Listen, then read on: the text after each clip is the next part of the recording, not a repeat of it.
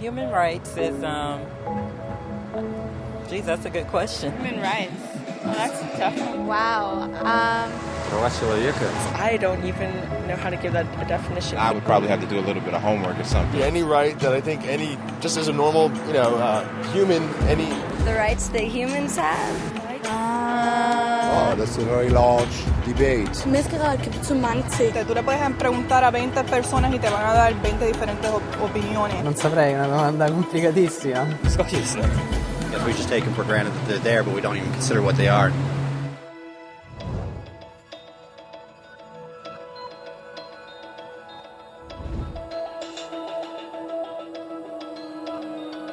Los derechos humanos son los derechos que simplemente tienes por el hecho de ser humano.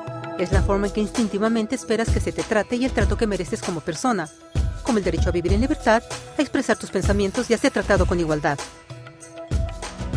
Hay muchos tipos de derechos. La mayoría es aplicable a ciertos grupos.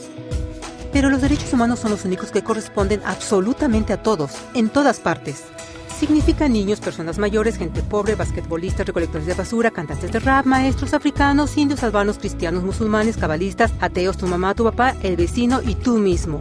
Todos tienen exactamente los mismos derechos humanos.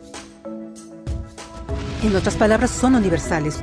Pero la pregunta sigue en pie. ¿Qué son? Name the human rights? What the human rights are? The right to live. Equality between all peoples. Right to religion, the right to... Is there supposed to be a list somewhere I should be aware of? De acuerdo con las Naciones Unidas, hay un total de 30 derechos humanos que generalmente se agrupan y sencillamente se llaman derechos humanos. Todos ellos se enumeran en la Declaración Universal de Derechos Humanos, que es el documento más ampliamente aceptado sobre el tema. Pero fue hace mucho tiempo cuando surgieron. Al principio no había derechos humanos. Si estabas con el grupo correcto, estabas seguro. Si no, bueno, no lo estabas. Pero entonces un personaje llamado Ciro el Grande decidió cambiar todo eso. Después de conquistar Babilonia, hizo algo completamente revolucionario. Anunció que todos los esclavos eran libres. También dijo que la gente tenía la libertad de escoger su religión sin importar de qué grupo formara parte. Documentaron sus palabras en una lápida de barro conocida como el Cilindro de Ciro. Y así nacieron los derechos humanos. La idea se extendió rápidamente a Grecia, la India y finalmente a Roma. Se dieron cuenta que las personas siguen naturalmente ciertas leyes aun si no se les pedía. Llamaron a esto ley natural, pero siguió siendo pisoteada por los que tenían el poder. No fue sino hasta 1000 años después, en Inglaterra, donde finalmente lograron que el rey aceptara que nadie podía invalidar los derechos de las personas, ni siquiera el rey. Los derechos de las personas fueron finalmente reconocidos y ahora estaban protegidos de quienes estaban en el poder, hasta cierto punto.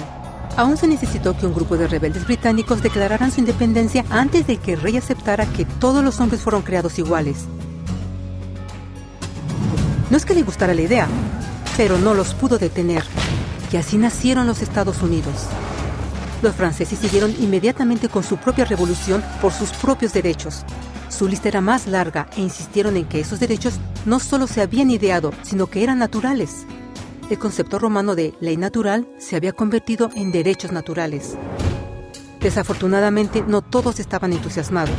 En Francia, un general llamado Napoleón decidió derrocar la nueva democracia francesa y se declaró emperador del mundo.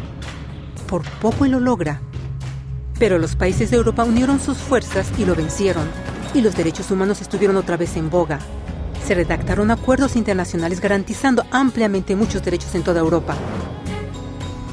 Pero solo en Europa. De alguna forma, el resto del mundo todavía no tenía esos derechos. Por el contrario, esos países fueron invadidos, conquistados y consumidos por los enormes imperios europeos. Pero entonces un joven abogado hindú decidió que era suficiente. Su nombre era Mahatma Gandhi. Y ante la violencia insistió que toda la gente en la tierra tenía derechos, no solo en Europa. Finalmente incluso europeos empezaron a estar de acuerdo. Pero no iba a ser fácil. 2 guerras mundiales surgieron. Hitler exterminó la mitad de la población judía de la tierra en horribles campos de concentración nazis. En resumen, 90 millones de personas murieron. Los derechos humanos nunca habían estado tan terriblemente cerca de la extinción. Y el mundo nunca había estado tan desesperado por un cambio. Así los países se unieron y formaron las Naciones Unidas. Su propósito básico era reafirmar la fe en los derechos humanos fundamentales, en la dignidad y el valor del humano. Pero, ¿qué son los derechos humanos? ¿Eran las proclamaciones de Zero, las leyes naturales de Roma, las declaraciones de Francia? Todos parecen tener una idea un tanto diferente de lo que los derechos humanos deben ser. Pero bajo la supervisión de Eleanor Roosevelt, finalmente estuvieron de acuerdo en un grupo de derechos para todos absolutamente. La Declaración Universal de Derechos Humanos. El concepto francés de derechos naturales se había convertido finalmente en derechos humanos. Así, en resumen, primero solo unas cuantas personas con suerte tenían algunos derechos, hasta que una de estas personas decidió, oye, otras personas también deberían tener algunos derechos, lo cual fue grandioso, excepto que no todos estuvieron de acuerdo, y solo costó unos cuantos miles de años de lucha, declaraciones y más lucha hasta que todos finalmente aceptaron que los derechos humanos deberían ser para todos, y vivieron felices por siempre. Excepto por un pequeño problema. Si la gente tiene el derecho a alimentación y cobijo, ¿por qué 16,000 niños están muriendo de hambre cada día? ¿Uno cada 5 segundos? Si la gente tiene libertad de expresión, ¿por qué miles están en prisión por expresar sus ideas? Si la gente tiene derecho a la educación, ¿por qué más de 1,000 millones de adultos son incapaces de leer? Si la esclavitud ha sido abolida realmente, ¿por qué 27 millones de personas viven hoy en esclavitud? ¿Más del doble que en 1800? El hecho es que cuando se firmó la Declaración Universal de Derechos Humanos, no tenía la fuerza de la ley. Era opcional. Y a pesar de muchísimos documentos, convenciones, tratados y leyes, no eran más que palabras en papel.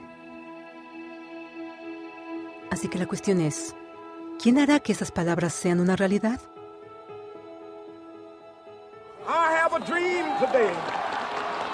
Cuando el Dr. King marchó a favor de la igualdad racial, él estaba marchando por los derechos que habían sido garantizados por las Naciones Unidas desde hacía casi 2 décadas. Pero de todas maneras, él marchó. Cuando Nelson Mandela defendió la justicia social en los años 90, su país había acordado ya abolir tal discriminación de casi 40 años. Pero de todas maneras él luchó. Esos que luchan hoy contra la tortura, pobreza y discriminación no son gigantes o superhéroes. Son gente común.